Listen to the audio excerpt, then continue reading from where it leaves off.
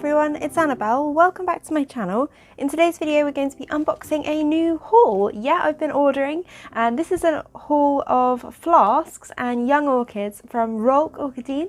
I have unboxed some orchid flasks and baby orchids from them before, which I was really happy with. The whole deflasking and growing up from seedling process has been really interesting for me, and I wanted to get a few more. The flasks that I got before are doing well. I've troubleshooted and I had a few initial issues with how I potted, and I've learned from them. So I wanted to get a few more to try out a few different species because I've got quite a lot of survivors from those flasks that are doing well now. I will update on them in a later video when I deflask these and kind of show you a setup and an update on my previous deflasked orchid seedlings, but for now let's just get into unboxing and what I got from Roellke today. So first of all, I have opened this box up. I haven't taken anything out. I had some writing to do, so when this arrived first thing this morning I just opened it up so they could kind of acclimatise, and that coincided with the fact that I had some work to get on with, so I let them kind of sit for a few hours at room temperature, which you are supposed to do when unboxing new orchids anyway. You're supposed to let them get up to temperature before light shocking them. I'm usually not too fussy about this, but today it happened to coincide with the fact that I had work to get on with. So it's my invoice. They arrived very quickly, even considering the fact that obviously postage is probably going to be slowed with COVID-19, and it was over a bank holiday, so they arrived today. And I'm just going to get on and start unboxing. So first of all, I'm going to do the ones that sat on the top there and enticing me. I got some Sedirea japonica flasks, and I do have two Sederias already, but they're growing well. I think I've got the hang of them. Last time I got flasks from them we had some contamination, but these actually look good and they look like they are ready for deflasking, to be honest. Sorry, the lighting might not be ideal because the box is so huge. I've had to kind of tweak my setup a little bit, so let me just see if I can get the lighting a little bit better, maybe. Anyway, we'll do a full kind of recap at the end, but that's a Sedirea japonica flask, and they look to be very big seedlings in there, so they'll be ready for deflasking pretty soon, I would imagine. And next I got two flasks of these. This is a really interesting, I think they're referred to as rat tail Oncidiums, I've seen them referred to as. So this is an Oncidium type that grows quite long terete leaves, like a Paraphalaenopsis type, or another kind of long terete leaf Vandaceous type called the Virginea mitrata. That's the kind of look that you get with these, but they're Oncidium family and they have little Oncidium-like flowers. So they're supposed to be really interesting. These look quite young, so since there doesn't seem to be any contamination in the flask, I will probably be leaving them in the flask for a little bit longer until they get a little bit bigger, but we do have good roots there. So that is the Oncidium cebolleta, and cebolleta refers to the shape of the leaves, which are onion-like, like spring onions. So I think that means something to do with onions, the cebolleta part. And I think we've got another flask of them just below.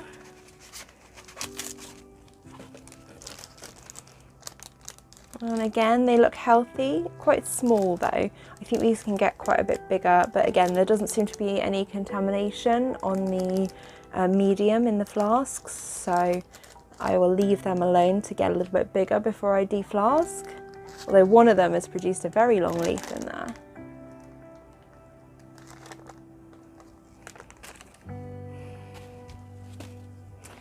Next up, Gongora quinquenervis,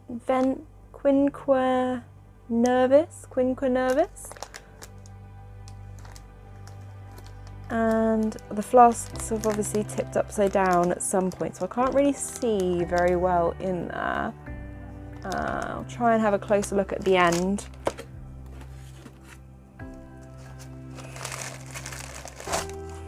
This is an interesting Cattleya type hybrid, Rincantlianthe Pamela Finney crossed with Sagarik wax, and I really want the Sagarik wax. I think it's a gorgeous orchid. I've not managed to get it yet. It's on my wish list, so I'll get this hybrid instead. My Cattleya type was the hybrid that's grown the best out of all of my Flask seedlings from before, and this one looks really good.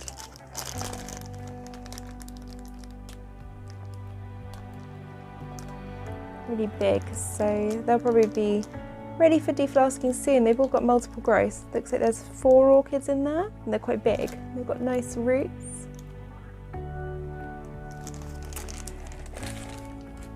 Yeah, I got quite a few flasks. So before I only got 3 flasks because I wasn't sure about how successful I would be with them. But Roellke do offers when you buy sort of multiples of their Orchipacks. The next one I got, I wanted to try out Anguloas and Lycastes for a while, but they can be quite expensive, so I just chucked a flask of them in here. So these look a bit weird. Some of the leaves have died, but they also look a little bit young to be getting out of the flask. So I will have to monitor that. It could be due to temperature fluctuations in transit, but they haven't been in transit for that long. Doesn't seem to be contamination in the flask. Could be that they're running out of nutrients in the media, although it doesn't look like they've got loads of roots. Not sure, I'll have to have a little investigate of those. I think that is pretty much everything for our flask babies. So now we're going to move on to some of the young plants. See roots poking out of the tip of this. Gonna have to get some scissors.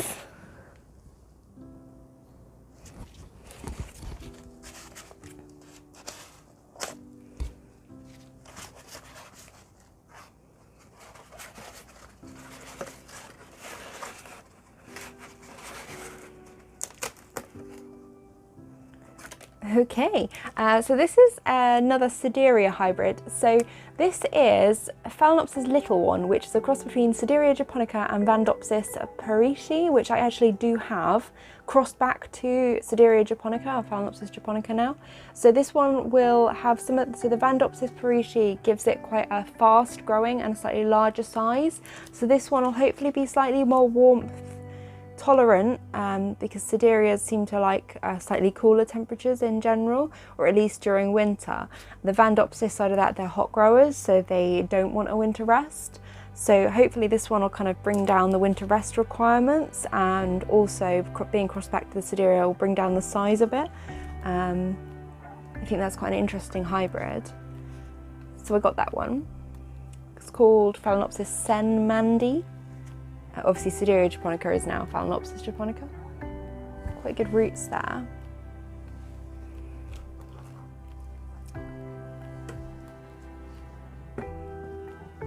Actually that says young plant, but that's actually quite big. It's a reasonable size because obviously Sederias don't get massive. So yeah, they're about €7 each for the young plants or the orchid packs, but they come down to about €5 each when you buy 10 or more. So I think that that's actually very good value, and to be honest, I'm getting to the stage where I would rather buy young plants and grow them up in my media, in my preferred setups, than have to go through large plants, like untangling the root systems from whatever media they're in, and then those roots dying off, setting them back. I would rather just grow them up from a young plant. So I've got 2 plants in here separated by some cloud material. Ooh. So some of the root tips have dried in transport, or been damaged. So I got this. I have 2 Angraecum leonis anyway, but this one just looked, the growth pattern looked a little bit different, and I'm not sure if it's just because it's a young plant. I could end up with a whole army of Angraecum leonis. I'm after that elusive second form of the leonis, which potentially is slightly larger. I'm not sure. We'll see. So this one is another Angraecum leonis to add to my growing Angraecum leonis collection. I love the leonis anyway. Oh, and this is another Phalaenopsis Senne Mandy, and this is just because I was up to like 9 plants, and you obviously got quite a massive discount when you got to the 10 mark, and it went down quite a lot in price. So I got another one thinking someone else might like it at some point once I've grown them up a bit. Oh, and I also ordered some of their legendary plastic stakes, which are fantastic in semi-hydro. If you're ever ordering from Roellke, buy their stakes if you grow in semi-hydro, or actually just if you grow in organic, because the wooden stakes decompose after a while, but plastic stakes last forever. So I also bought, I thought this was quite interesting, this is a natural blend of plant oils and also leaf conditioners and nutrients like magnesium. So it's pest control plus a foliar feed, which I thought was quite interesting. It's got calcium in there too, silicon, copper, like micronutrients, as well as the plant oils, which are supposed to be conditioners, as well as obviously smothering action for pests. Usually I use neem oil, but I just thought I'd try this because I don't foliar feed at the moment because it's a hassle for me. People have asked me about foliar feeding, and I give the reasons that I don't, as basically there's limited evidence that anything other than magnesium is absorbed in significant amounts by the leaves. Also, you have to time it with when the stomata, which are on the underside of the leaves, open, which is part of their metabolism respiration process. And this can be either day or night, depending on the type of orchid, whether you've got CAM or C3 type metabolism orchids, which tend to be the thicker leaved orchids like Phalaenopsis and Vandas are one, and the thinner leaved orchids like Oncidiums, Miltoniopsis are the other, and I can't remember which way around off the top of my head, but that information is out there. But it's just hassle to me, and every time I spray with something I have to put all the fans on and open all the windows and do it in the morning and make sure everything's dry by night. So I try and limit my spray treatments to insect treatments and antifungal, and that's it. I just don't want to add foliar feeding into the mix of how many fans I have to put on and how much worry I have to have about getting everything dry before night and things rotting. So to have something combined in this format maybe is more suited to the way I grow. If you've just got a small collection, you can just take them all and just put them in front of fans, then yeah, sure, give foliar feeding a try. But for me, it's hassle. But to have them in this format I thought was quite interesting, so I thought I would give this a try and see what I thought of it. They've also included obviously the sprayer for the top there, and obviously any non-toxic pest control treatment, like oil treatments are very good for spider mites, maybe not so good for things like thrips where you do kind of need a systemic, but systemic insecticides that we have available in the UK don't necessarily deal with spider mites because you need a systemic like miticide, arachicide. Anyway, that's my little ramble on products over. On to the next batch of plants. Ooh, okay, this one is, I've not got any Lycastes or Anguloas, as I was saying, and they also had a few in the young plant category as opposed to seedlings. So you pay for this, you pay the same price, €7.90 I think, as for this. Obviously I've got 4 or 5 Anguloas in there, one here. The discount, they go down to about €5 when you buy 10 or €6 when you buy 5. But yeah, this is obviously quite a big plant for a young plant in my opinion. So that is Anguloa virginalis. It's got a beautiful white flower, and Anguloas, they have kind of baby cradle type looks to them. I think they're beautiful, the closed flowers, and they're supposed to also be very fragrant, and they look like tulips, really beautiful.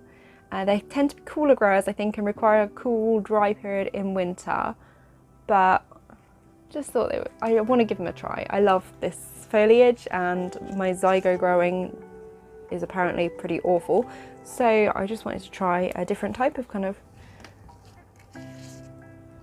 orchid. So it's the Anguloa virginalis.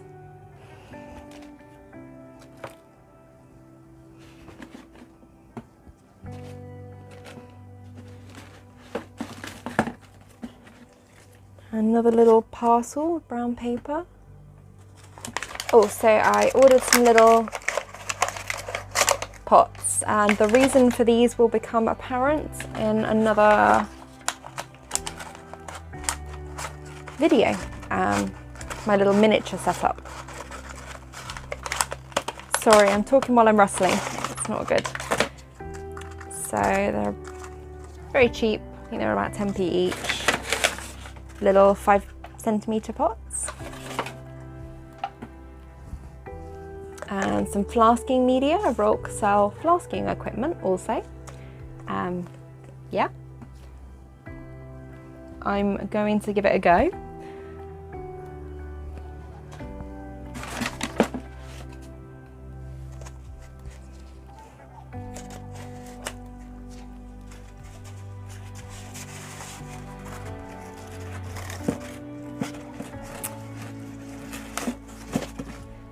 Polystachya virginea, which is a white Polystachya. Polystachya are kind of African orchids, and I do have the Bella, which supposed to smell like primroses, and up until recently I was growing it in my orchid room and it wasn't really doing very well, and I did a little bit of research and realised that they're cooler growers, or at least some of them are, and the Bella is in that category.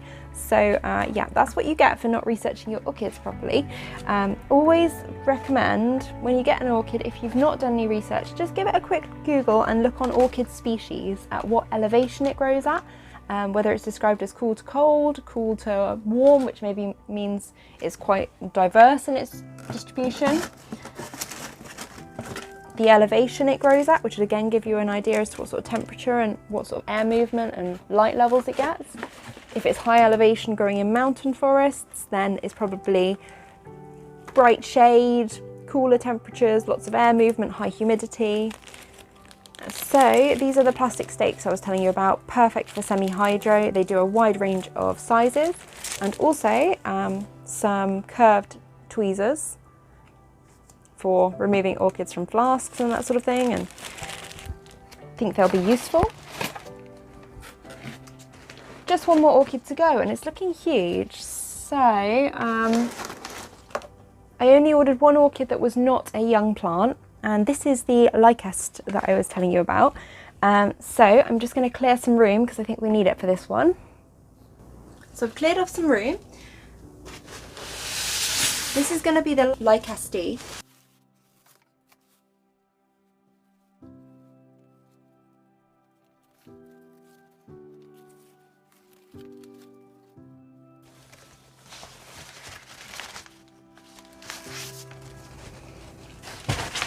Okay, so I'm very impressed with this. They had two options. You could get the near flowering size option, which I decided to get, or the flowering size option. And the near flowering size, I think it was about €14 for this. And that is what I've got. So I'm pretty happy with the size of this orchid, considering it's described as near flowering size. That seems pretty good to me. I think we might actually... So, oh no, these are spikes, one's broken. So for a near flowering size orchid, I think that that is pretty good. One's broken in transport, unfortunately. And they do look a little bit dried, so I don't know if they actually, oh. I think that one's broken as well, maybe, I don't know. It's at an odd angle, but I'll leave it if it's on by any sort of hold. So, let's get this paper off and have a proper look. So I've unpacked the Lycaste. We've got several flower spikes. Some of them have broken while I've been unpacking them, unfortunately.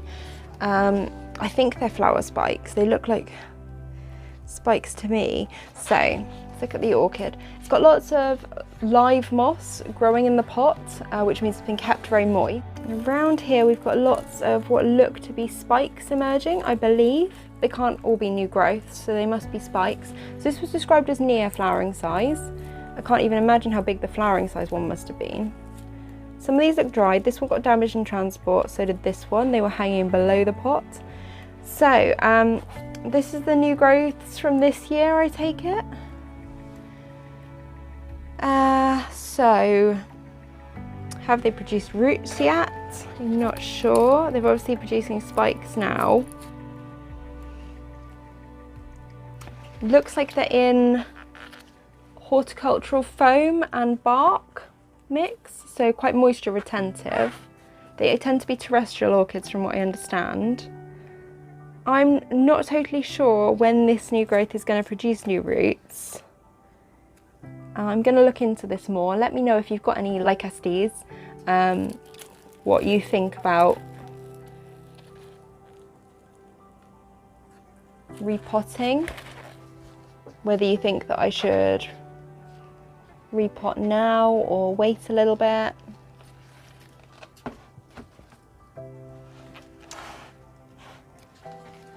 But definitely those are spikes, not new growths, so we will see. So things I would look at when you get an orchid and you're thinking about whether to repot or not, look at whether it's made a new growth yet or is starting a new growth, whether it's starting any new roots, because obviously we want it to be starting new roots before we repot ideally, or at least have some new roots still left in that new growth, so that if it does respond negatively to the repot, it can just produce some new roots and bounce back. If it's obviously in flower, it might be diverting a lot of its energy to the flowering, so that could mean that it won't respond as well to a repot. Look at the media, it's already in. How has it been kept? So we've got a lot of live moss growing in this pot, which means it's been kept pretty much always moist. That'll tell you kind of what sort of media to put it in. Also, orchid species is a great resource, and just Googling and seeing what other people are growing this type of orchid in, and whether they say it likes to dry out or don't let it dry out, that sort of thing. That'll tell you how much aeration it wants in the media. So I'm gonna do a little bit of Googling, have a think about what to do with this, because ideally for me, I would say this needs repotting. It's hanging over the edge of the pot, and if that new growth is set to produce new roots soon, then obviously we want it to make new roots into the media of our choice. The issue is obviously it's got flower spikes, so we don't want to repot it at the wrong time and set it back. Let me know what you think if you grow this type of orchid. I'll do some research. That's my little haul for today of my seedlings, equipment, and a couple of new orchids for me to try out. Just to do a quick rundown before we go of my little flask babies, because you can't really see into the flask that clearly through the plastic wrap and the flask material. This is the Sedirea japonica flasks, and I would say they're pretty much ready to come out. Like, they're touching the top of the flasks, clearly big enough and with good roots. Got the Anguloa ruckeri. This one is the one with the dodgy seedling in, and it does look like it's just one dodgy seedling. I'm not sure what to do about this, because the rest of them, they don't really look big enough to come out. I think they would benefit from more time in the flask, so let me know what you think. I think I should leave them alone and maybe I'll lose that seedling. These are the really fantastic looking Pamela Finney crossed with Sagarik wax, and they look amazing. They look super healthy, so I'm really happy with them. If you can see in there, they look like very healthy little salads. Lots and lots of leaves on them, really good roots. I'll probably come back to them in a bit and show you that gorgeous root on one of them. I can't quite get it to focus, so I might get another light and come back to that. We've also got the Oncidium cebolleta, which is the long terate leaf Oncidium type. I'm having difficulty getting images of this that I could use, so if you just give it a quick Google, you'll see what I mean by the beautiful kind of rat tail like Oncidium look. But I've got 2 flasks of these. They look really healthy, and just try and give it a bit more of a view of them. Not ready to come out yet though. The flask hasn't been contaminated, so I'm going to leave them alone for a little while. This is the Gongora quinquenervis. Really beautiful pink Gongora. I don't have any Gongora types, so I thought I'd give it a try. Did get tipped, I think, in transport. All the media's gone everywhere, but as long as there's no contamination, that won't be a problem, because even if it's smothering the orchid, if there's no bacteria or fungi in there, no damage can happen.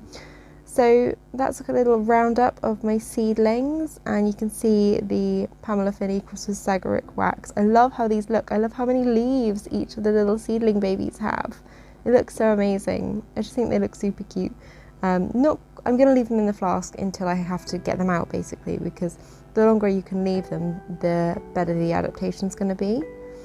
And the Sederias again, just with a bit more light on them, so you can see a little bit better. The flask has leaked, but hopefully that's okay. I'll keep a close eye on it. Thanks so much for watching today. I hope you enjoyed this video, and if you did, don't forget to give it a like or subscribe to my channel for more regular orchid updates. Let me know in any comments down below, and I'll see you guys all later. Hope you're all keeping well. Bye!